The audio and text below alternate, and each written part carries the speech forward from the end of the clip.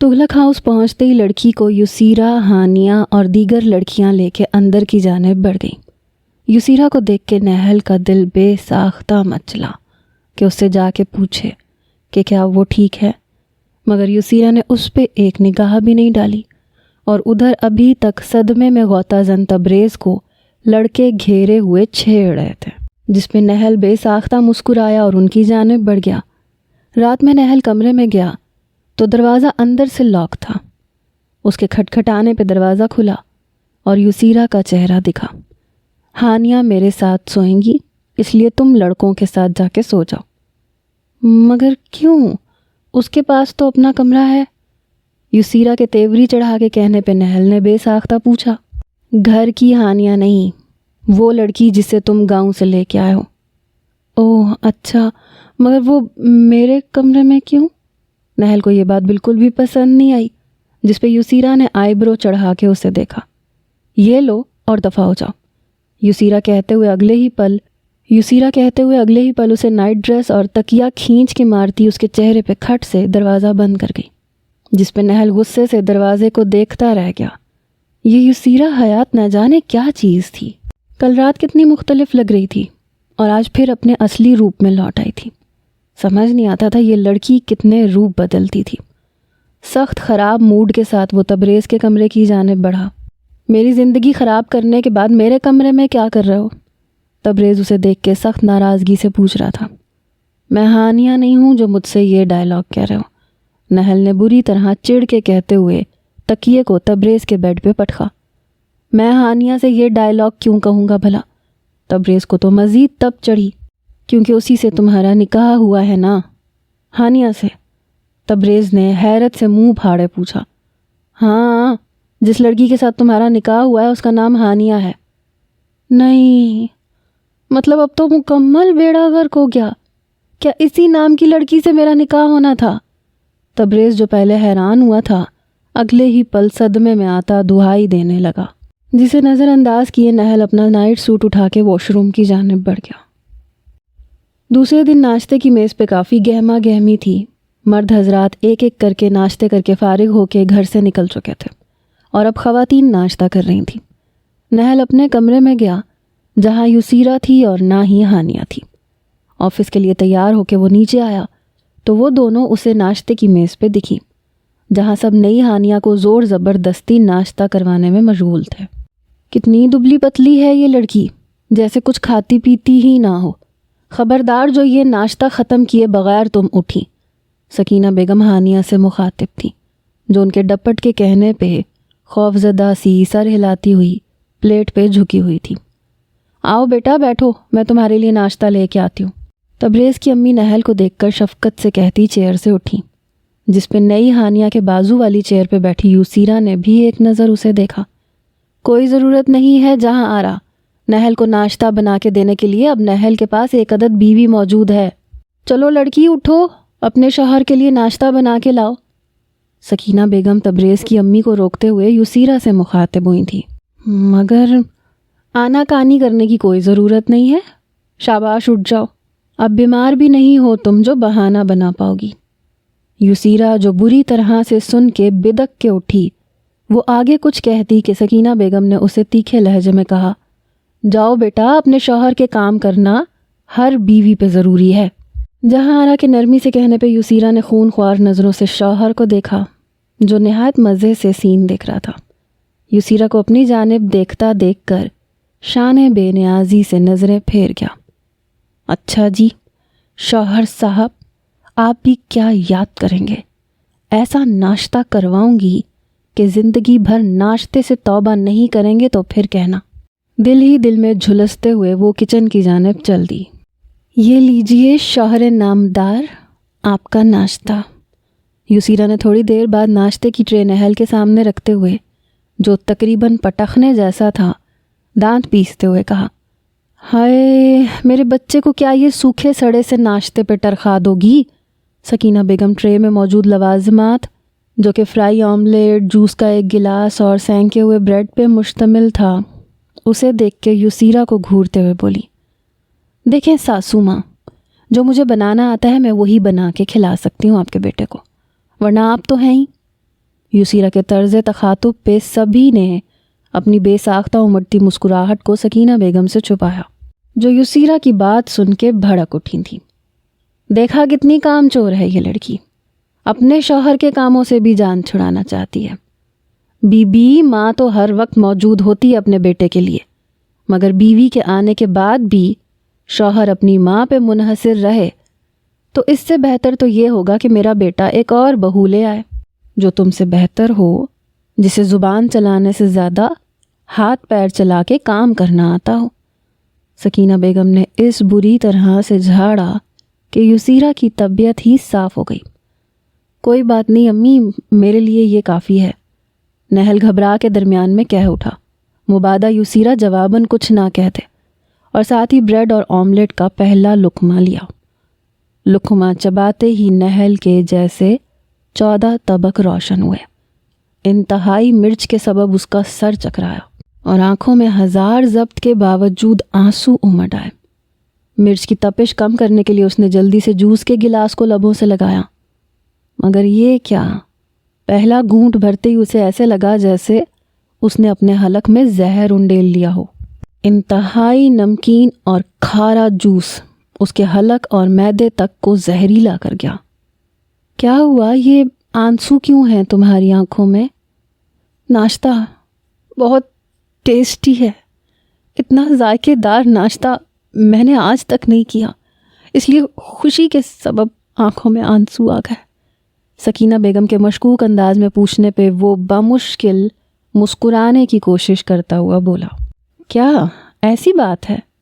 تو پھر میں تمہارے لیے روز ایسا ہی ناشتہ بنا دیا کروں گی، اب اتنا تو کر ہی سکتی ہوں میں۔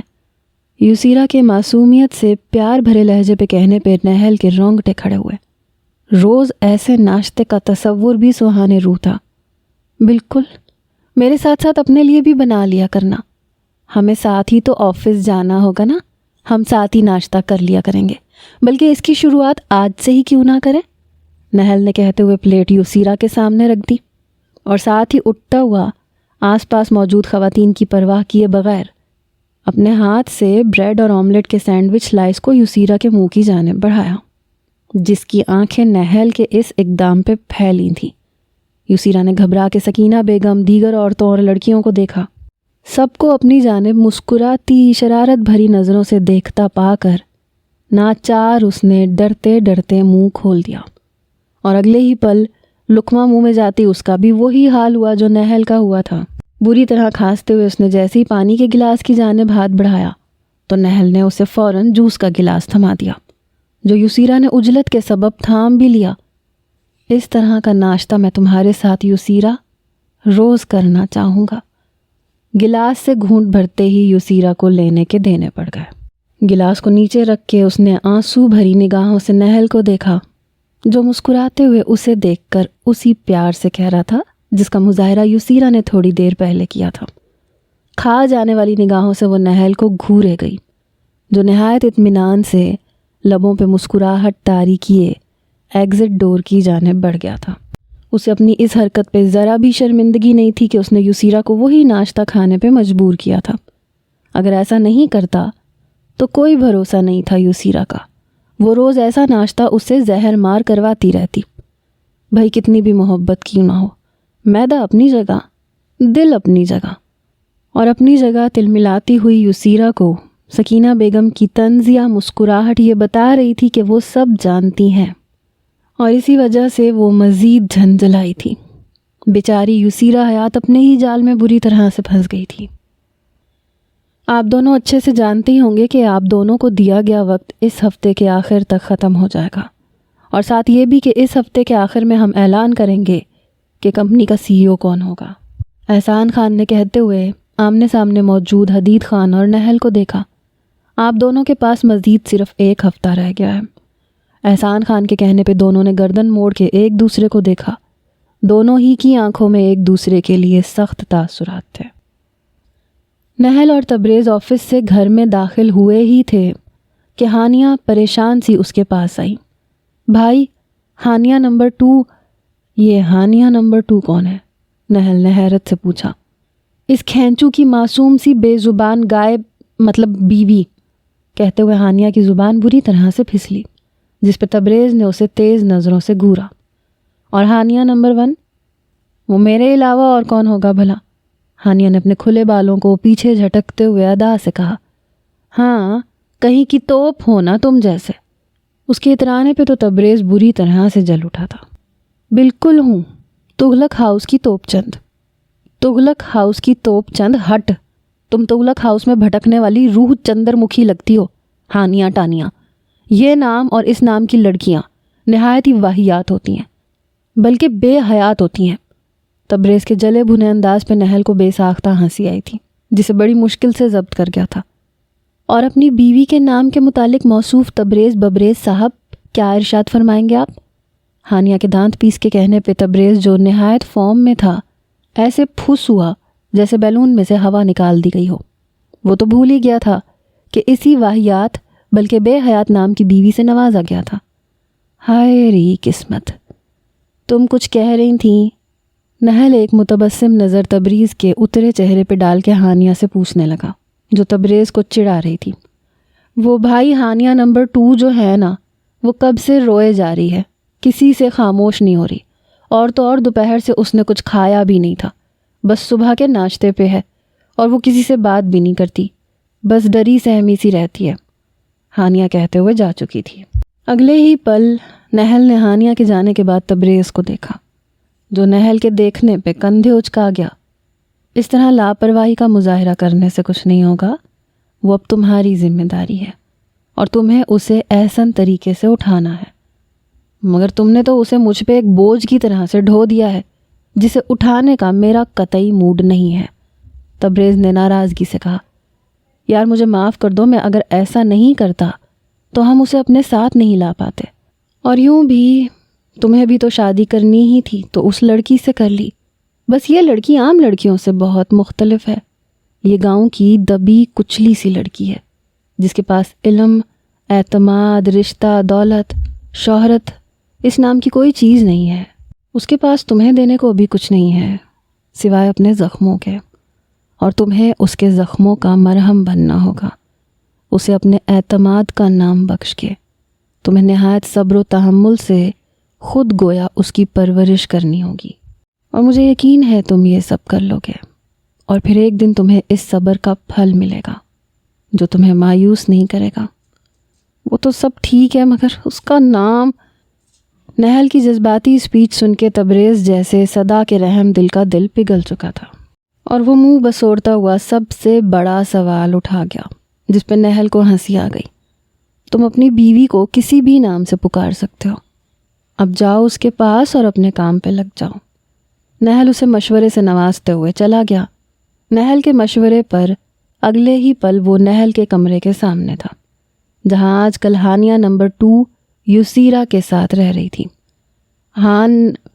تبریز دروازہ نوک کرنے کے بعد دھیرے سے دروازہ کھولتے ہوئے اندر داخل ہوا، جہاں سامنے ہی نیچے فرش پہ بیڈ سے ٹیک لگائے وہ اسے بیٹھی دکھائی دی، جو رو رو کے بے حال سی ہو رہی تھی۔ کسی کو آتا محسوس کر کے اس نے سر اٹھا کے دیکھا تو تبریز کو محسوس ہوا کہ اس کی آنکھوں میں اسے دیکھ کے چمک سی دوڑی تھی۔ تبریز تو اسے نہ جانے کیوں دیکھ کے افسردہ ہو گیا تھا، جس کے چہرے کے زخم پوری طرح ٹھیک تو نہیں ہوئے تھے، مگر پہلے سے بہتر نظر آ رہے تھے۔ اس کے خوفزدہ سہمے چہرے اور کرب سے بھری سیاہ آنکھوں کو دیکھ کے تبریز نے بے ساختہ عہد کیا تھا کہ وہ نہل کے ایک ایک کہے پہ عمل کرتے ہوئے اس لڑکی کا مرہم بن جائے گا، اس کی آنکھوں سے تمام ڈر خوف ختم کرتے ہوئے اسے دنیا کی آنکھ میں آنکھ ڈال کے چلنا سکھائے گا۔ ہانم، ایمرجنسی دولہے صاحب نے ہانیہ نمبر 2 کے سامنے بیٹھتے ہوئے جیسے اسے دھیرے سے اپنے نئے ایجاد کردہ نام سے پکارا۔ اسے یہ ایجاد کردہ نام اپنی بیوی کے لیے بہت پسند آیا، جو بڑی سیاہ آنکھوں میں آنسو بھرے اسے حیرت اور خوف سے دیکھ رہی تھی۔ امی، یہ ولیمے کے متعلق نہل جو لڑکوں سے سن کے آیا تھا کہ بڑوں کے درمیان فیصلہ ہو چکا تھا کہ معاذ اور فرحان، جو تبریز کا بڑا بھائی ہے، ان کے ولیمے کے دن نہل اور یسیرا کا ولیمہ بھی وہ نمٹا لیں گے، اور اسی پہ وہ سکینہ بیگم سے بات کرنا چاہتا تھا۔ انہیں دیکھ کے وہ بے ساختہ پوچھنے والا تھا کہ وہ اس کی بات کاٹ گئی کیوں، کیا تم میرے بیٹے نہیں ہو؟ بالکل ہوں امی۔ نہل بے ساختہ ان کے قدموں کے پاس بیٹھا۔ تو کیا مجھے حق نہیں ہے کہ میں اپنے بیٹے کی شادی نہ دیکھ سکی تو ولیمہ ہی کر سکوں؟ سکینہ بیگم کے لہجے میں ایک طرح کا مان تھا جسے محسوس کر کے نہل کی آنکھیں جیسے بھر آئیں۔ بالکل آپ کو ہے۔ جب سے آپ سے نہیں ملا تھا تو مجھے لگتا تھا کہ محبتیں، رشتے سب جھوٹ ہوتے ہیں، مگر آپ نے، اس گھر کے لوگوں نے مجھے اتنا پیار دیا کہ مجھے سمجھ نہیں آتا کہ آپ کا شکر امی بھی کہتا ہے اور شکر بھی ادا کر رہا ہے۔ چلو نکلو یہاں سے، مجھے تم سے بات نہیں کرنی۔ سکینہ بیگم اس کے گال پہ چپت رسید کرتی ہوئی ناراضگی سے اس کی بات کاٹتے ہوئے بولی تھیں۔ ان کی محبت پہ نہل کی آنکھیں بھیگ گئیں۔ مجھے معاف کر دیں امی، میں نے آپ سے جھوٹ بولا تھا۔ وہ کیا؟ یہ کہ میں احسان خان کا پوتا ہوں۔ میں احسان خان کا پوتا نہیں ہوں، وہ سکینہ بیگم سے ڈرتے ڈرتے کہہ رہا تھا۔ میں جانتی ہوں، مجھے معاذ نے بعد میں تبریز کے اس مذاقیہ جھوٹ کے بارے میں بتا دیا تھا۔ معاذ نے مجھے تمہارے بارے میں سب کچھ بتا دیا تھا، جسے سن کے مجھے بہت دکھ ہوا تھا، اور اب جب میں اس متعلق ذرا سا بھی سوچتی ہوں کہ تم نے خودکشی کرنے کی کوشش کی تھی تو میرا دل بیٹھنے لگتا ہے۔ سکینہ بیگم کی آواز کہتے ہوئے رند گئی تھی۔ لوگ مجھے بدقسمت کہتے تھے اور مجھے یقین ہو گیا تھا کہ وہ صحیح کہتے ہیں، مگر اب مجھے یقین آ گیا ہے کہ وہ غلط کہتے تھے۔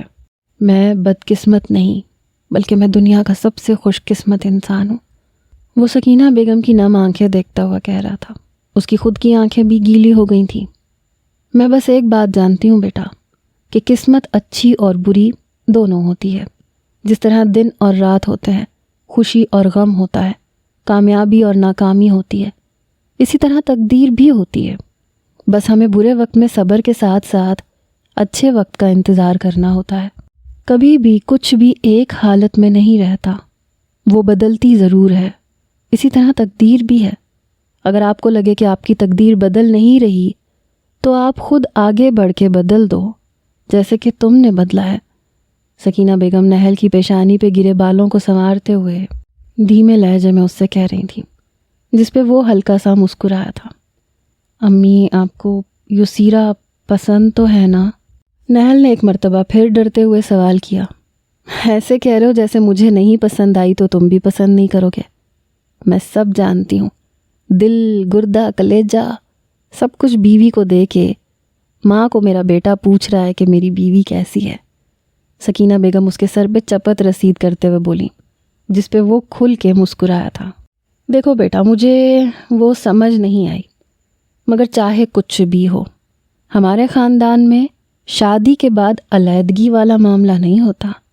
اب تو ساری زندگی تمہیں اس سے نباہ کرنا ہوگا۔ سکینہ بیگم کے کہنے پہ وہ سر دھیرے سے ہلا گیا تھا۔ اور ہاں، میں چاہتی ہوں کہ تم رمیسا سے بات کر کے معافی مانگ لو۔ وہ بچی شاید دکھی ہوئی ہے۔ بچیوں نے بہت زور زبردستی سے اسے بلایا ہے تاکہ گھر کے فنکشن میں وہ شریک ہو سکے۔ ٹھیک ہے، میں اس سے معافی مانگ لوں گا۔ سکینہ بیگم کو تسلی دیتا وہ باہر لان میں نکل کے آیا، جہاں کافی رونقیں لگی ہوئی تھیں۔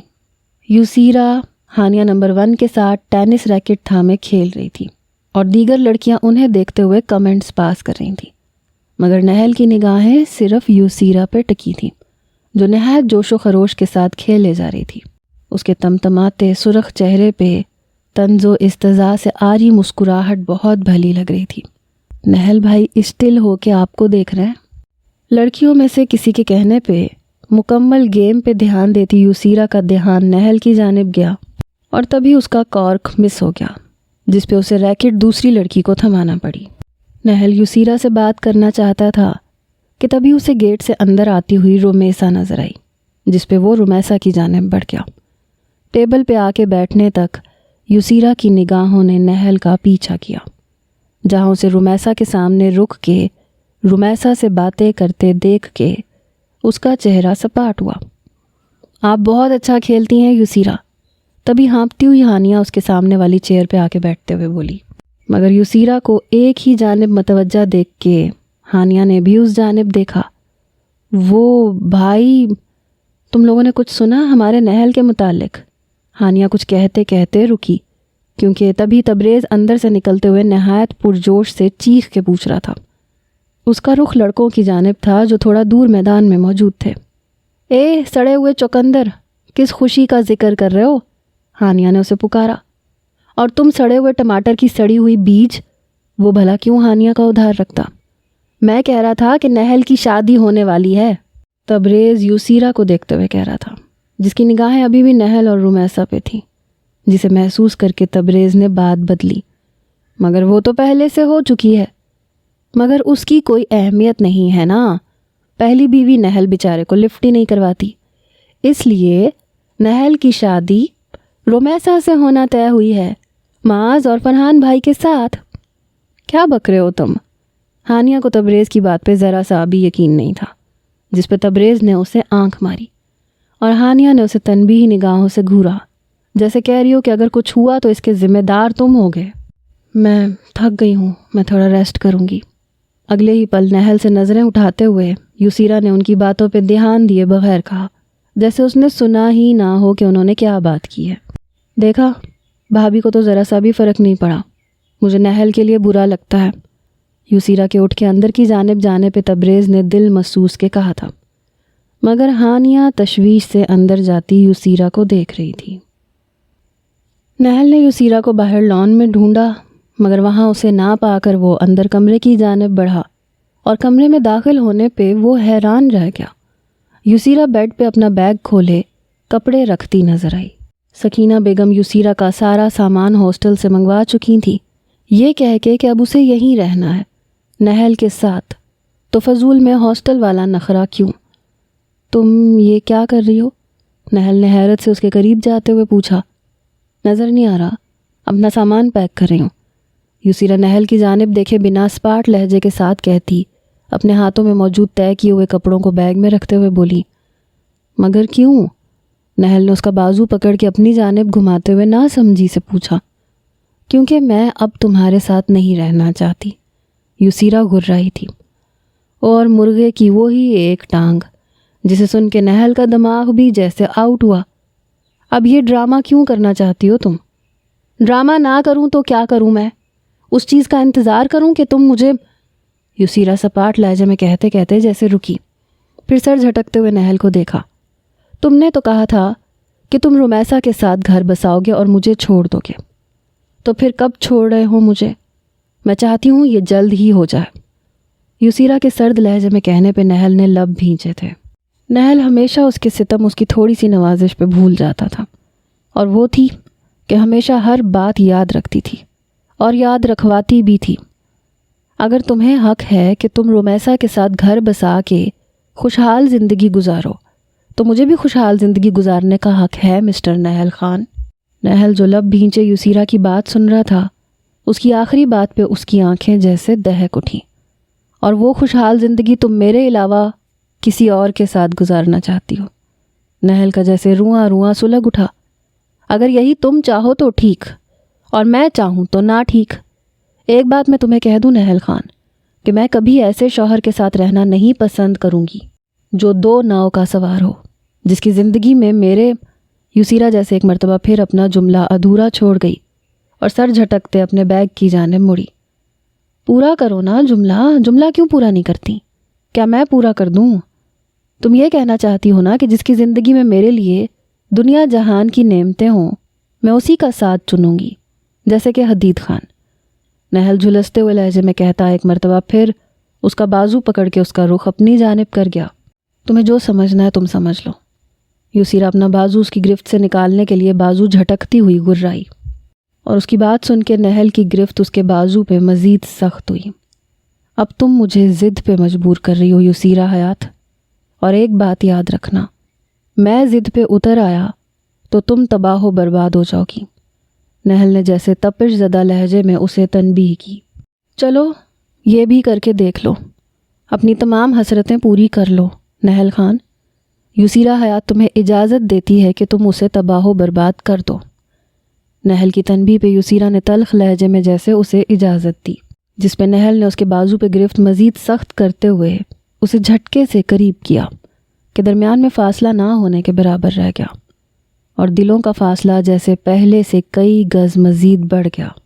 تو پھر ٹھیک ہے یسیرا حیات، اب میں تمہیں واقعی چھوڑ دوں گا، مگر ٹھیک اس وقت جب تم مجھ سے گڑ گڑا کے مجھے ہی مانگو گی، تم خود اپنے منہ سے کہو گی کہ نہل مجھے مت چھوڑو، اس وقت نہل خان تمہیں آزاد کر دے گا۔ اسے تم ایک چیلنج سمجھ لو، وعدہ سمجھو یا پھر شرط۔ ایک ایک لفظ اتنی تپش اور حدت لیے ہوئے تھا کہ یسیرا جو اس کی دہکتی آنکھوں میں دیکھ رہی تھی، لفظوں کی تپش اور حدت سے اپنا چہرہ جلتا ہوا محسوس کیا تھا۔ ایسا کبھی نہیں ہوگا نہل خان، کیونکہ یسیرا حیات زندہ دفن ہونا تو پسند کرے گی مگر کسی سے گڑ گڑا کے بھیک مانگنا نہیں، چاہے پھر مقابل تم ہی کیوں نہ ہو۔ یسیرا کا لہجہ پہلے سے مختلف تھا مگر لہجے کی مضبوطی اب بھی قائم تھی۔ دیکھتے ہیں، نہل نے جیسے طے کر لیا کہ اب وہ یسیرا کو اپنے انا کی دیوار سے باہر نکال کے خود کے سامنے جھکنے پہ مجبور کر دے گا۔ یسیرا حیات جو ہمیشہ نفرت اور انا کے قلعے میں قید تھی، اب جیسے نہل خان اس قلعے کا بادشاہ مقرر ہوا تھا۔ یسیرا، ہانیہ کمرے کا دروازہ نوک کرتی اسے پکارتی ہوئی اندر داخل ہوئی، جہاں سرخ چہرہ لیے یسیرا کو گلاس تھامے گھونٹ گھونٹ پانی پیتے دیکھ کے اس نے کمرے کا جائزہ لیا۔ آپ نے کہیں تبریز کی بات کو سچ تو نہیں سمجھ لیا تھا؟ ہانیہ نے پریشانی سے بیڈ پہ کھلا سوٹ کیس اور کمرے میں بکھرے سامان کو دیکھ کے پوچھا، جس پہ یسیرا نے اسے سوالیہ نظروں سے دیکھا۔ ہانیہ کو اس کی آنکھیں سرخ محسوس ہوئیں۔ تبریز نے یوں ہی مذاقاً جھوٹ بولا تھا، شادی نہیں ولیمہ ہونے والا ہے، وہ بھی آپ کا اور نہل بھائی کا۔ آپ کے پیرنٹ سے بھی بات کی ہے تائی امی نے۔ ہانیہ کی بات سن کے یسیرا کے چہرے کا رنگ متغیر ہوا۔ مذاقاً جھوٹ؟ یسیرا نے لبوں کو دانتوں کے درمیان سختی سے بھینچتے ہوئے ہاتھ میں موجود کانچ کے گلاس پہ گرفت سخت کی، اور پھر اگلے ہی پل اس نے گلاس کو پوری طاقت سے ٹیبل پہ پٹخا، جس کے سبب نازک سا گلاس اس کے ہاتھوں کے درمیان میں ٹوٹتا ہوا اس کی ہتھیلی کو زخمی کر گیا۔ یہ کیا کیا آپ نے؟ یسیرا کے اس انتہائی اقدام پہ ہانیہ جیسے شل ہوئی۔ تبریز کہاں ہے؟ اس نے آگے بڑھ کے فوراً یسیرا کے خون سے لہو لہان ہوتے ہاتھ کو تھامنے کی کوشش کی، جسے یسیرا جھٹک گئی اور سخت برفیلے لہجے میں پوچھ رہی تھی، آئندہ اگر مجھ سے مذاق میں بھی ایسا جھوٹ بولنے کی کوشش کی تو میں تمہیں جان سے مار دوں گی۔ محفل میں راجہ اندر بنا بیٹھا تبریز، جو اپنے چٹکلوں سے محفل میں سب کی توجہ کا مرکز بنا ہوا تھا، وہ اس وقت دنگ ہوا جب پانی کی بوچھاڑ اس کے چہرے پہ پڑی۔ ہاتھوں سے چہرہ صاف کرنے کے بعد اس نے جیسے ہی نظریں اٹھا کے دیکھا تو سامنے یسیرا کو شدید غصے میں دیکھ کے اس کے ہاتھوں کے طوطے اڑے، جو ہاتھ میں خالی گلاس لیے اسے وارن کر رہی تھی۔ گلاس خالی اس لیے تھا کیونکہ وہ اس گلاس کے پانی سے تبریز کا منہ دھلا چکی تھی۔ تبریز کو تنبیہ کرنے کے بعد وہ رکی نہیں تھی۔ اس کے جانے کے بعد کئی پل ہال میں اتنا سناٹا چھایا ہوا تھا کہ یوں لگا جیسے ابھی ابھی وہاں سے کوئی طوفان گزرا ہو۔ تم نے ایسا کیا کیا تھا جو وہ اتنے غصے میں تھی؟ وہ سب حیران تھے یسیرا کی اس حرکت پہ۔ علی نے سب سے پہلے حیرت کدے سے نکلتے ہوئے پوچھا۔ وہ کچھ نہیں، کچھ آفس کا پرسنل ایشو تھا۔ تبریز جو خفت سے سرخ ہو رہا تھا سبھی کو اپنی جانب متوجہ دیکھ کے وہ ہکلا کے بولا، اب صحیح بات تو وہ کہنے سے رہا، کیونکہ پھر ہر ایک سے الگ الگ جھاڑ پڑتی، اور پھر یسیرا نے تو صرف مارنے کی دھمکی دی تھی۔ اسے پورا یقین تھا کہ نہل نے سن لیا تو اسے جان سے مار دینا تھا۔ ایسا کون سا ایشو تھا جس نے یسیرا بھابھی کو اتنا غصہ دلا دیا؟ وہ سب جاننے پہ بضد تھے، جس پہ تبریز اگلے ہی پل وہاں سے بھاگ نکلا، جہاں اس کی مدبھیڑ نہل سے ہو گئی۔ Personal issue? نہل نے آئی برو اچکا کے پوچھا۔ اب تم جان کو آ جاؤ، ایک وہ تمہاری بیوی کم تھی کیا؟ بھرے مجمع میں بے عزت کر کے چلی گئی۔ تبریز ناراضگی سے کہتا پیر پٹکتے ہوئے وہاں سے چلا گیا، کیونکہ یہی ایک طریقہ تھا نہل سے بچنے کا، جسے نہل نے آخر تک دیکھا تھا۔ دوسروں کی طرح اس کے دل میں بھی یہ سوال تھا کہ آخر تبریز نے ایسا کیا کر دیا تھا۔ خیر یسیرا کے لیے یہ کوئی بڑی بات نہیں تھی، وہ تو تھی ہی ایسی، چھوٹی چھوٹی باتوں کو طوفان بنا دیتی تھی۔ وہ سر جھٹک کے آگے بڑھنا چاہتا تھا مگر کوئی چیز تھی جو اسے قطعی غیر آرام دہ کر رہی تھی۔ تبھی اسے یاد آیا کہ وہ یسیرا کا ہاتھ تھا۔ کسی نے نوٹس کیا تھا یا نہیں؟ مگر نہل نے اس کی زخمی خون سے لتھڑی ہتھیلی کو نوٹس کیا تھا۔ آخر یسیرا کی ہتھیلی اتنی زخمی کیسے ہو گئی؟ مگر اس سے اسے کیا؟ اسے تو یسیرا کو تباہ کرنا تھا، اپنے قدموں میں گرانا تھا۔ اگلے ہی پل یہ ذہن میں آتے ہی اپنے مضطرب دل کو، جو یسیرا کے پاس جانے کے لیے تڑپ رہا تھا، پیروں سے کچلتے ہوئے لڑکوں کی جانب بڑھا جو یسیرا کے غصے کی وجہ کا اندازہ لگانے میں مشغول تھے۔ چونکہ آج سیٹرڈے نائٹ تھی تو سب رت جگہ منا رہے تھے، اور اوپر سے شادی کا دن بھی نہایت قریب تھا، جس پہ گھر کے اندر بیٹھے سب بڑے ڈسکس کر رہے تھے، اور باہر لڑکے اپنے مخصوص مقام پہ یعنی کہ پلے گراؤنڈ میں کھیل رہے تھے، اور لڑکیاں لان میں ٹیبل کے گرد لگی چیئر پہ بیٹھی شاپنگ سے متعلق باتوں میں مصروف تھیں۔ یسیرا اپنے سیل فون پہ جھکی لڑکیوں کی شاپنگ کے متعلق باتوں سے قطعی لاپرواہ تھی۔ جب ہی اس کے بازو کی چیئر پہ کسی کو بیٹھے محسوس کر کے اس نے سر اٹھا کے دیکھا۔ ہانیہ، کیا تم نے وہ ویڈیو؟ اس کی دانست میں کہ وہ ہانیہ تھی، وہ کہتی ہوئی جیسی اس کی طرف پلٹی تو ایک لمحے کے لیے وہ ساکت ہو گئی، کیونکہ وہ رمیسا تھی۔ وہ ہانیہ سب کے لیے چائے لا رہی ہیں، وہ اس کے دیکھنے پہ مسکراتے ہوئے بولی۔ رمیسا کے مسکرا کے کہنے پہ یسیرا نے اپنے آئی برو اچکا کے اسے اوپر سے لے کے نیچے تک دیکھا۔ چائے لے لو سب۔ تبھی ہانیہ بڑا سا ٹرے اٹھائے زور سے پکارتی ہوئی آئی اور ٹرے کو ٹیبل پہ رکھ کے رمیسا اور یسیرا کے سامنے دھیرے سے رکھا۔ اس کی آواز سن کے لڑکے اپنا گیم روک کے چائے کے لیے آئے۔ ان میں نہل بھی تھا۔ یسیرا اور رمیسا کی ان سب کی جانب پشت تھی۔ اس نے ان کی پشت کی جانب سے ہلکا سا جھکتے ہوئے چائے کے کپ کو اٹھایا۔ نہل، میرے لیے بھی ایک کپ۔ تبھی پیچھے سے بھاگ کے آتے ہوئے تبریز نے اس کے قریب رکتے ہوئے کہا، جس کے سبب نہل کو ہلکا سا دھکا لگا۔ دھکا لگنے کے سبب نہل نے خود کو تو گرنے سے بچا لیا، مگر اپنے ہاتھ میں تھامے کپ کو گرنے سے بچا نہیں پایا، جو ٹیبل پہ رکھے رمیسا اور یسیرا کے ہاتھ پہ جا گرا۔ گرم گرم چائے گرنے کے سبب رمیسا نے بے اختیار زور سے سسکی لی، جس کی جانب سبھی فوراً پریشان ہوتے ہوئے متوجہ ہوئے۔ I am sorry.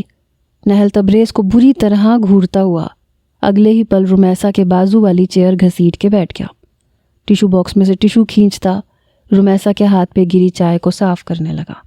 تبھی کوئی اندر سے آئنٹمنٹ لے آیا جو اس نے نہل کو تھمایا، جسے تھام کے نہل اگلے ہی پل رمیسا کے ہاتھ کی پشت پہ دھیرے سے لگا رہا تھا۔ سب کی توجہ رمیسا کی جانب تھی اور یسیرا اپنے ہاتھ کی پشت کو گھور رہی تھی۔ چائے کی زیادہ مقدار اسی کے ہاتھ پہ گری تھی، جس کی تکلیف پہ وہ دانت جما کے برداشت کر گئی تھی۔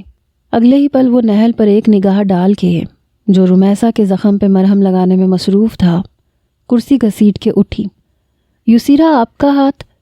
ہانیہ نے قریب سے گزرتے یسیرا کی سرخ ہوتی کلائی کو دیکھ کے بے ساختہ کہا، جس پہ دھیان دیے بنا وہ اندر کی جانب بڑھ گئی، اور نہل جو رمیسا کو آئنٹمنٹ لگا رہا تھا، اس نے سر اٹھا کے اندر جاتی ہوئی یسیرا کا پشت دیکھا۔ رات دیر سے وہ کمرے میں پہنچا تو یسیرا اسے اپنے ہی بیڈ پہ اپنی سائڈ پہ سوئی ہوئی نظر آئی۔ وہ کپڑے تبدیل کر کے آ کے بیڈ پہ لیٹ گیا، پھر بے قراری سے اٹھ بیٹھا۔ اگلے ہی پل اٹھ کے یسیرا کی جانب آ کے دھیرے سے جھک کے اس کا زخمی ہاتھ دیکھنے سے خود کو روک نہیں پایا، جس پہ یسیرا نے کچھ نہیں لگایا تھا، نہ شام والے زخم پہ اور نہ جھلسی ہوئی کلائی پہ۔ اس نے لب بھینچ کے یسیرا کو سپاٹ نظروں سے دیکھا، جو آنکھیں بند کیے ہوئے سوئی ہوئی تھی۔ نہل کو اس کا چہرہ سرخ سا لگا، یا شاید یہ اس کا وہم تھا۔ اگلے ہی پل وہ سر جھٹکتا اٹھ کھڑا ہوا۔ دوسرے دن جب وہ اٹھی تو نہل کمرے میں نہیں تھا۔ واش روم میں جاتے وقت اپنے بالوں کو کان کے پیچھے کرتے وقت بے ساختہ اس کی انگلیاں اپنے ہاتھ پہ گئیں، جہاں ہتھیلی پہ ڈریسنگ کی ہوئی تھی۔ آج نہل کو بقیہ گاؤں کا وزٹ کرنا تھا، جنہوں نے ایگریمنٹ کو توڑا تھا۔ اس دن صرف ایک ہی گاؤں میں اس کا جانا ہوا تھا۔ یسیرا تیار ہو کے نیچے آئی تو وہ سب ناشتے سے فارغ ہو چکے تھے، اور ہانیہ نہل سے کہہ رہی تھی، بھائی آپ ہمیں جاتے وقت شاپنگ مال تک چھوڑ دیں گے؟ نہل کے پیچھے پیچھے رمیسا اور کچھ دوسری لڑکیاں ہانیہ کے ساتھ چل رہی تھیں، جس پہ نہل مسکرا کے اسبات میں سر ہلا گیا۔ تبھی اس کی نگاہ سیڑھیوں سے اترتی یسیرا پہ پڑی، جس پہ سے نظریں وہ اگلے ہی پل ہٹا گیا تھا اور باہر کی جانب بڑھ گیا۔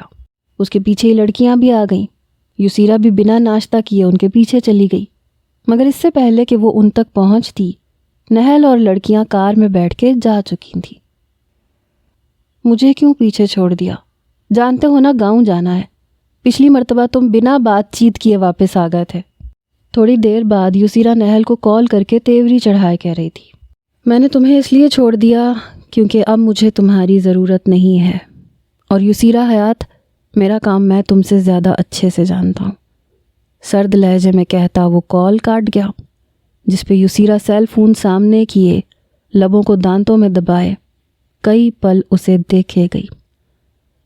نہل جب گاؤں پہنچا تو وہاں پولیس فورس پہلے سے موجود تھی، اور ساتھ والے گاؤں کے لوگ بھی جمع تھے جو انہیں دیکھ کے آگ بگولا ہو رہے تھے۔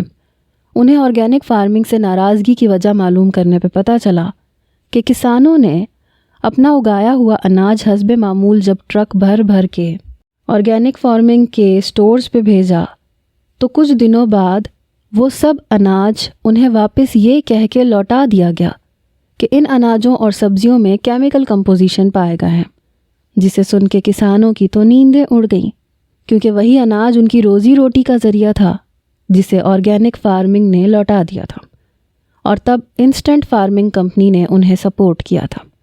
تب جا کے کسانوں نے آرگینک فارمنگ سے اپنا کانٹریکٹ توڑ کر انسٹنٹ فارمنگ سے کانٹریکٹ کر لیا تھا۔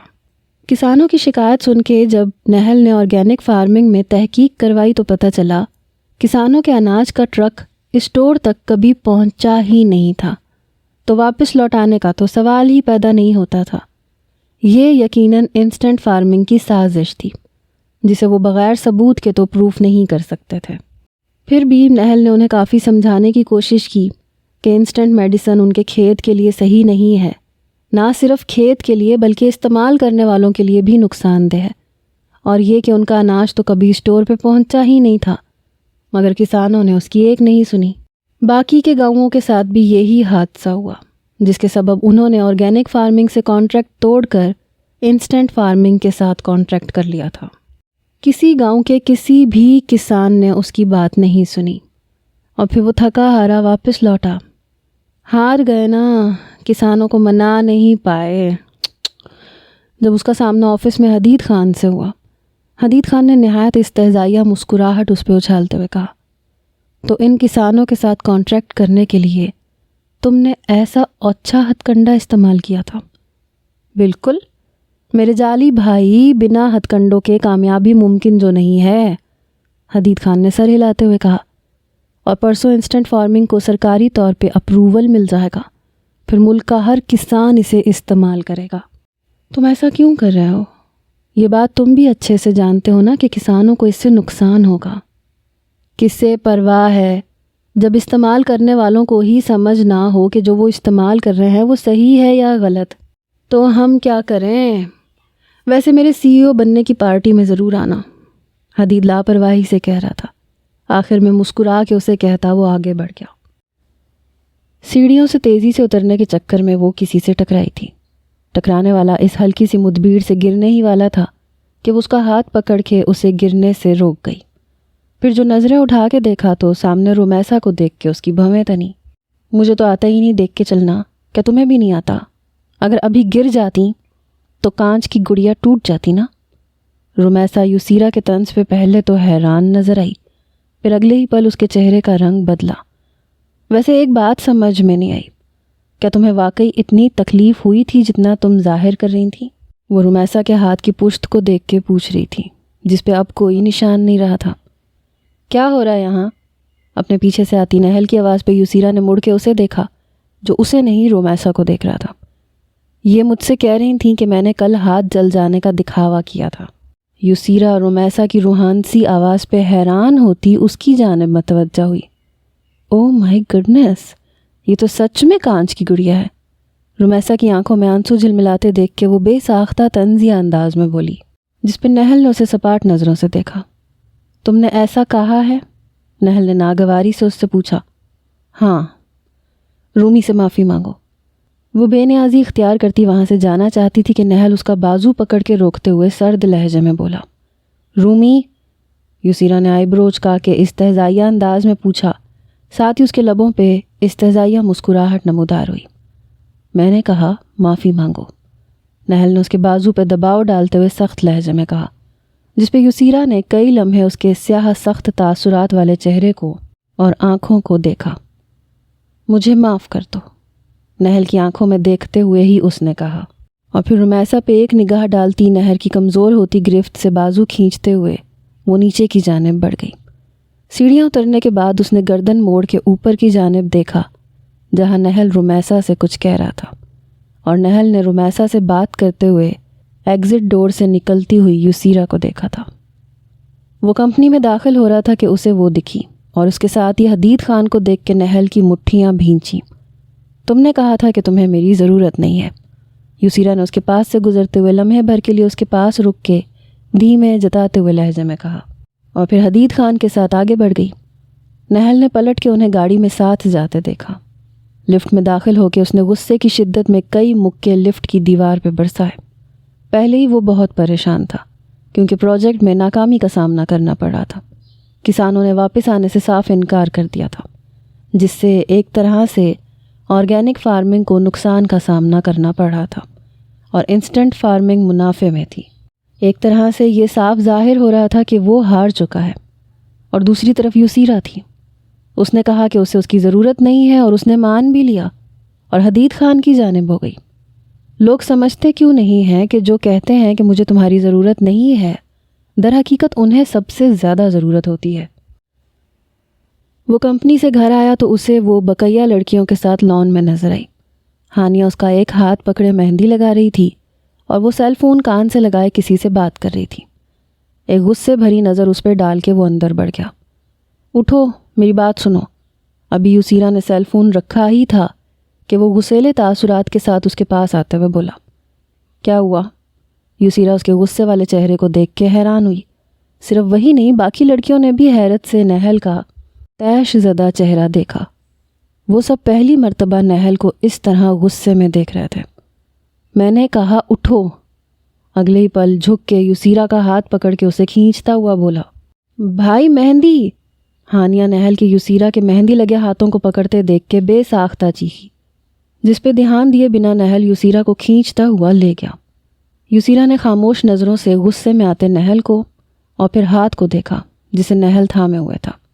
یسیرا کی ہتھیلی پکڑ کے لے جانے کے سبب یسیرا کی گیلی مہندی نہ صرف بگڑ چکی تھی بلکہ نہل کی ہتھیلی پہ بھی مہندی لگ گئی تھی، جس کا شاید اسے احساس بھی نہیں تھا۔ نہل اسے کھینچتے ہوئے ایک کمرے میں لے گیا۔ کمرے میں پہنچ کے اس کا ہاتھ جھٹکے سے چھوڑا۔ کیا ہوا؟ اس نے بیڈ پہ سرخ متورم آنکھیں لیے بیٹھی رمیسا کو دیکھ کے نہل سے پوچھا، تم نے رومی سے بدتمیزی کی؟ میں نے؟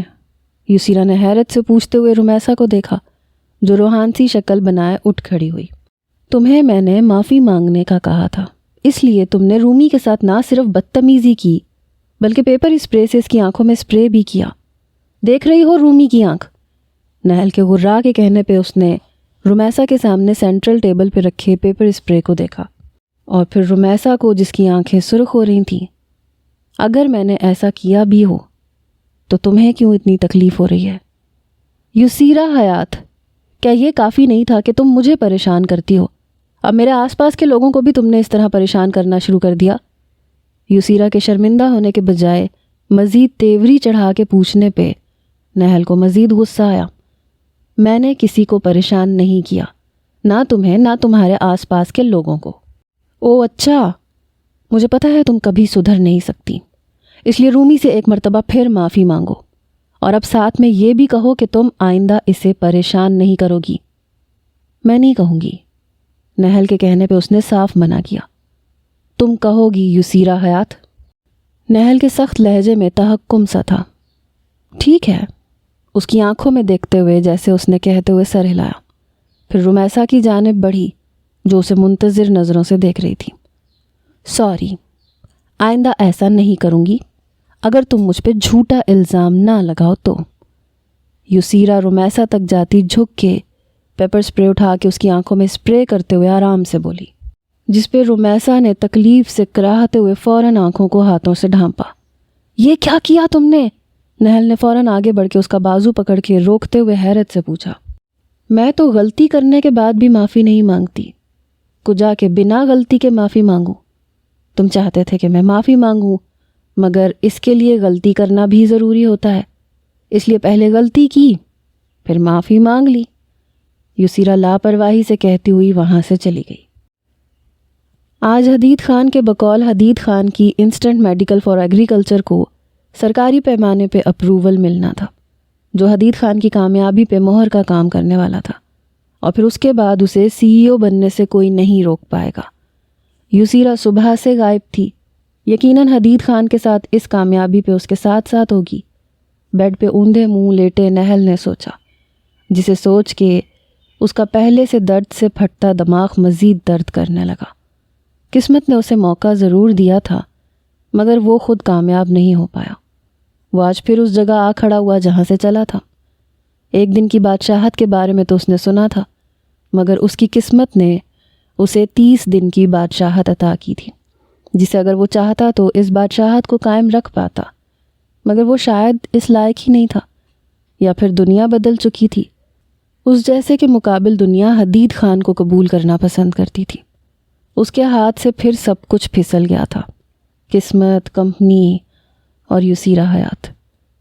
پہلے کا نہل خان یسیرا حیات کے بغیر جیتا آیا تھا اور جی سکتا تھا، مگر اب جو نہل خان وجود میں آیا تھا اس نے صرف یسیرا حیات کے ساتھ جینا سیکھا تھا۔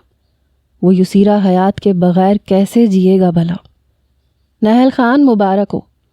وہ سخت ٹینس آزردگی سے اپنی تکلیف دہ سوچوں میں گم تھا کہ دروازہ دھاڑ سے کھول کے اندر آتے لڑکوں کے ہجوم نے ایک ساتھ گرج کے اسے مبارکباد پیش کی، جسے وہ ذرا سا بھی سمجھ نہیں پایا، اور اگلے ہی پل وہ سب اس کے اوپر تھے۔ ہر کوئی اسے تھپ تھپا رہا تھا، مبارکباد پیش کر رہا تھا، اور وہ حیرت سے دنگ انہیں دیکھے گیا کہ آخر وہ اسے مبارکباد کیوں پیش کر رہے تھے۔ یہ مبارکباد کس خوشی میں؟ ان کا جوش و خروش جو کافی دیر بعد تھما، تب جا کے نہل نے تحمل سے پوچھا، کیا تم نہیں جانتے؟ وہ سب جیسے اس کی بے خبری پہ حیران ہوئے۔ یہ دیکھو۔ اگلے ہی پل ارباز سیل فون اس کے ہاتھ میں تھماتا ہوا بولا، جس میں ایک ویڈیو چل رہی تھی۔ حدید خان کا پروجیکٹ بالکل ہی فلاپ ہو گیا۔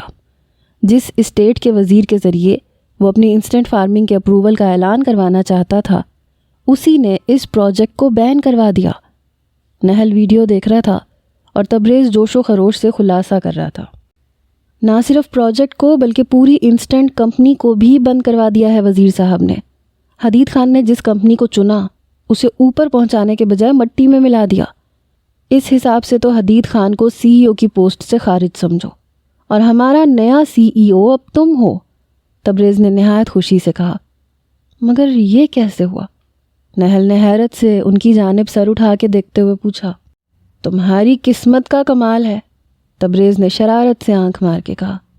صحیح کہا، نہل کی قسمت تو میجک سے بھری ہوئی ہے۔ پہلے اچانک سے CEO بن جانا، اور اب جب لگ رہا تھا کہ نہل ہار جائے گا تو قسمت کا میجک ایک بار پھر چلا اور نہل ہار کے بھی جیت گیا۔ وہ سبھی نہل کی قسمت کے بارے میں قیافے لگا رہے تھے۔ سبھی خوش تھے، پرجوش سے تھے۔ نہل بھی خوش تھا، حیران بھی تھا۔ کیا واقعی وہ CEO بن چکا تھا؟ اس کا جواب اسے ایک ہفتے کے آخر میں مل گیا، جب احسان خان نے اسی جگہ انہی لوگوں کے سامنے جہاں اسے اچانک ہی کینڈیڈیٹ کی طرح چنا گیا تھا، اس کے CEO بننے کا اعلان کیا۔ ناممکن دنیا میں کچھ بھی نہیں۔ اس دن نہل خان کو دی لائف میڈیسن کمپنی کا CEO بن کے احساس ہوا تھا۔ اگر ناممکن نامی کچھ بھی ہو تو قسمت اسے ممکن بنا کے دکھاتی ہے۔ وہ 30 دن پہلے تک ایک عام سا، نہایت ہی عام سا، گیا گزرا سا انسان تھا، جو دنیا سے اتنا بیزار آ چکا تھا کہ خودکشی کرنے والا تھا۔ اس کے پاس کچھ نہیں تھا، اور آج 30 دن بعد اس کے پاس سب کچھ تھا۔ وہ بھی اب کہہ سکتا تھا کہ اس کے پاس دنیا جہان کی دولت تھی، اور اب اس کی جان کی قیمت بھی انمول تھی، جسے وہ کل بے مول سمجھ کے ضائع کر رہا تھا۔ نہل CEO بن کے پہلی مرتبہ اپنی کمپنی میں آیا، جہاں ایک مرتبہ پھر امپلائیز نے اس کا خیر مقدم پھولوں کے ساتھ کیا۔ ہر کوئی نہایت خوشی سے اسے مبارکباد پیش کر رہا تھا، جسے مسکرا کے قبول کرتے اپنے دل کی ہزار ناراضگی کے باوجود وہ یسیرا کو ڈھونڈ رہا تھا۔ نظریں جیسے چاروں طرف اسے ڈھونڈ رہی تھیں، مگر وہ وہاں نہیں تھی۔ وہ مبارکباد وصول کرتا اپنے آفس روم میں آیا۔ کئی لمحے بے قراری سے اس کا انتظار کرنے کے بعد وہ روم سے نکل آیا۔ تبھی اسے کوریڈور میں آگے یسیرا اور حدید خان ساتھ جاتے ہوئے دکھے۔ ساری خوشی، کامیابی کا سرور جیسے اس نے ملیا میٹ ہوتا محسوس کیا۔ اگلے ہی پل اپنے دل کے ہاتھوں مجبور ہو کے وہ بھی ان کے پیچھے بڑھا۔ وہ دونوں حدید کے روم میں داخل ہوئے تھے۔ اپنے چٹختے اعصاب کے ساتھ جب نہل حدید کے آفس روم کے سامنے پہنچا تو دروازہ ہلکا سا کھلا دکھا، جس میں سے ان دونوں کی آواز باہر تک آ رہی تھی۔ یہ 50 کروڑ کی رقم ہے۔ 50 کروڑ۔ حدید کے بعد اسے یسیرا کی آواز سنائی دی، جس میں تحیر کے ساتھ ساتھ عجیب سی کھنک بھی موجود تھی، جسے محسوس کر کے نہل کے اندر کچھ چھناکے سے ٹوٹا تھا۔ وہ یسیرا کے متعلق سب جانتا تھا، مگر پھر بھی جیسے اس کی حقیقت اپنی آنکھوں سے دیکھنے اور کانوں سے سننے کے بعد وہ نئے سرے سے اذیت کی نئی کھائی میں جا گرتا تھا۔ نہل نے مجھ سے میرا سب کچھ چھین لیا، میرے پاس کچھ بھی نہیں رکھا۔ اگلے کچھ گھنٹوں میں میں واپس امریکہ لوٹ جاؤں گا، اور یسیرا یہ سب کچھ آپ کا ہے اگر آپ میرے ساتھ چلیں۔ یقین مانیں میں آپ کو وہ سب دے سکتا ہوں جو سر میں نے آپ سے پہلے بھی کہا تھا۔ حدید کے کہنے پہ یسیرا جیسے اس کی بات کاٹ کے کہہ رہی تھی، جسے سن کے نہل جو نہایت ضبط سے خود کو روکے ہوئے تھا، اندر داخل ہونے سے خود کو روک نہیں پایا، کیونکہ وہ نہایت اچھے سے جانتا تھا کہ یسیرا نے بھلا حدید سے پہلے بھی کیا کہا ہوگا۔ نہل کے اندر داخل ہونے پہ یسیرا اور حدید نے ٹھٹک کے اسے دیکھا۔ اگر آئندہ میری بیوی کے ارد گرد بھی نظر آئے تو جان سے مار دوں گا تمہیں۔ سر تاپا دہکتے ہوئے نہل نے حدید کا کالر مٹھی میں جکڑ کے حدید کو جھٹکا دیتے ہوئے کہا، بیوی؟ حدید جو نہل کی اجازت کے بنا کمرے میں داخل ہونے اور پھر اس کے بعد سیدھا اس کے گریبان پکڑنے پہ مشتعل ہوا تھا، مگر اگلے ہی پل نہل کے منہ سے بیوی کا لفظ سن کے وہ جیسے ششدر ہوا، جس کی وضاحت دینے کی ضرورت نہ سمجھتے ہوئے نہل نے اگلے ہی پل یسیرا کے بازو کو سختی سے مٹھی میں دبوچا اور کھینچتا ہوا اسے باہر لے کے آیا۔ تم نے آخر اسے یہ کیوں نہیں بتایا کہ تم میری بیوی ہو؟ آخر کیوں؟ تاکہ اس کے ساتھ جا سکو، ہے نا؟ تم مجھ سے علیحدگی بھی اسی لیے چاہتی تھی تاکہ تم حدید خان کو اپنا سکو۔ کوریڈور میں لا کے اسے جھٹکے سے چھوڑتا وہ اس کی جانب مڑ کے غرایا تھا، اور حدید کو اس لیے چننا چاہتی تھی کہ وہ تمہیں پیسوں میں تول سکتا تھا اور میں نہیں۔ اگر ابھی بھی میں نہ روکتا تو 50 کروڑ کے لیے تم تھام لیتی نا اس کا ہاتھ۔ نہل اس کی جانب قدم بڑھاتے ہوئے شدید اشتعال سے بولا تھا، جو ساکت سی کیفیت میں اسے سنتی، قدموں کو پیچھے ہٹاتی کوریڈور کی دیوار سے جا لگی۔ تم پیسوں کے لیے کیا اتنا گر سکتی ہو یسیرا؟ میں سوچ بھی نہیں سکتا تھا۔ مجھے یہ سوچ کے ہی گھن آ رہی ہے کہ تم جیسی عورت میری بیوی ہے۔ نہل حقارت زدہ آگ برساتے لہجے میں کہہ رہا تھا، پھر وہ پلٹ گیا۔ دیوار سے لگی یسیرا نے اسے لمبے لمبے ڈگ بھرتے دور جاتے ہوئے دیکھا۔ نہل میری بات سنو۔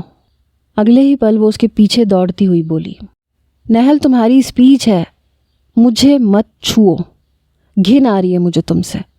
وہ بھاگ کے جاتی نہل کا بازو پکڑ کے روکتے ہوئے کہہ رہی تھی کہ نہل اس کا ہاتھ سرد سے نفرت سے جھٹکتا ہوا بولا، تمہارے نام کا معنی جانتی ہو تم؟ زندگی کو آسان کرنے والی، مگر تم نے مجھ پہ زندگی اتنی تنگ کر دی کہ اب میں تم سے چھٹکارا پانا چاہتا ہوں۔ مجھے اب تمہاری کوئی ضرورت نہیں ہے یسیرا حیات۔ یسیرا کو ساکت چھوڑ کے ایک مرتبہ پھر وہ جانے کے لیے پلٹ گیا۔ ابھی وہ اپنی کار کا ڈور کھول کے بیٹھا ہی تھا کہ دوسری جانب سے یسیرا بھی ڈور کھول کے بیٹھتی نظر آئی، جس پہ نہل کی پیشانی پہ بل پڑے۔ جب میں تم سے الگ ہونا چاہتی تھی تو تم نے مجھے خود زبردستی باندھ رکھا تھا۔ اب میں ایسا کیا کروں کہ تمہیں احساس ہو کہ صحیح معنی میں زندگی کا تنگ ہونا کسے کہتے ہیں؟ یسیرا نے بیٹھتے ہوئے اس سے کہا، تو اب تم یہ کہنا چاہتی ہو کہ تم میرے ساتھ رہنا چاہتی ہو، مگر اب میں تمہیں صرف ایک شرط پہ اپنے ساتھ رکھ سکتا ہوں۔ کیسی شرط؟ شرط یہ ہے کہ میں تمہیں خرید کے اپنی باندی کی حیثیت سے تمہیں اپنے ساتھ رکھوں گا۔ نہل کی بات سن کے یسیرا کا چہرہ جیسے سفید پڑا۔ تمہاری قیمت کیا ہے یسیرا حیات؟ اپنی قیمت بتاؤ، میں تمہیں خریدنا چاہتا ہوں۔ نہل کا انتہائی سرد اور شفاف لہجہ یسیرا کو ایک پل کے لیے سن کر گیا تھا۔ یسیرا حیات کو پہلی مرتبہ احساس ہوا تھا کہ تھپڑ وہ نہیں ہوتا جو چہرے پہ آ کے لگتا ہے، بلکہ ہر وہ لفظ جو آپ کے کردار اور غرور کو توڑے، وہ بھی کسی تماچے اور اذیت سے کم نہیں ہوتا۔ اگلے ہی پل یسیرا کا چہرہ غصے کی شدت سے تمتما اٹھا۔ پوری طاقت اور غصے سے وہ ہاتھ ہوا میں بلند کرتی نہل کے چہرے پہ دے مارنا چاہتی تھی کہ نہل نے اس کی کلائی پکڑ کے بیچ میں ہی روک لیا۔ کیوں؟ مجھ پہ اتنا غصہ کیوں؟ جب حدید خان کے لیے تم بک سکتی ہو تو میرے لیے کیوں نہیں؟ یقین مانو منہ مانگی قیمت ادا کروں گا۔ یسیرا کی کلائی پہ شکنجہ سخت کرتے ہوئے نہل نے نہایت ٹھنڈے پن اور بے رحمی سے کہا تھا۔ نہل کا ایک ایک لفظ جیسے یسیرا کے وجود کے پرخچے اڑا رہا تھا۔ تم مجھے طوائف کہہ رہے ہو؟ یسیرا نے ٹوٹے ہوئے لہجے میں بے یقینی سے پوچھا۔ اس کی آنکھیں شدید اذیت سے سرخ ہوئی تھیں، جس میں اگلے ہی پل باوجود ضبط کے آنسو نکل کے رخساروں پہ بہہ آئے تھے، اور یسیرا کا سوال سن کے جیسے ایک کوڑا پڑا تھا نہل کی سماعت پہ۔ ڈرائیور گاڑی روکو۔ یسیرا کے کہنے پہ ڈرائیور نے فوراً گاڑی روکی۔ گاڑی ٹریفک سے بھرے سڑک پہ رکی تھی اور یسیرا اپنی سائیڈ کا دروازہ کھولتے جھٹکے سے باہر نکلی۔ چونکہ سڑک کی جانب اس کا ڈور تھا، وہ رانگ سائیڈ سے سڑک پہ گاڑی سے اتری۔ اس سے پہلے کہ نہل اسے روکتا وہ باہر نکل چکی تھی۔ جہاں ہی وہ باہر نکلی کچھ قدم ہی چلی ہوگی کہ تبھی وہ سامنے سے آتی کار کی زد میں آئی۔ اس کے اچانک سے سامنے آنے پہ نہایت اسپیڈ سے گاڑی دوڑاتا ہوا ڈرائیور گاڑی کو روک نہیں پایا، اور اگلے ہی پل یسیرا کے کار سے ٹکرانے پہ یسیرا کئی فٹ ہوا میں اچھلی۔ یسیرا! کار کی ونڈو سے دیکھتے نہل کی جیسے پوری کائنات ساکت ہوئی۔ اس کا دل جیسے پاتال میں جا گرا۔ اگلے ہی پل وہ نہایت تیزی سے کانپتے ہاتھوں سے ڈور کھولتا باہر نکل کے آیا، جہاں یسیرا تیزی سے واپس نیچے آتی واپس کار کے بونٹ سے ٹکرائی، جو کہ اب تک رک چکی تھی۔ لڑکھڑاتے قدموں سے کار کے بونٹ سے نیچے سڑک پہ پھسل کے گری۔ وہ یسیرا تک گیا اور پھر جیسے اگلے ہی پل بے جان ہوتے قدموں سے وہ بھی نیچے گرا۔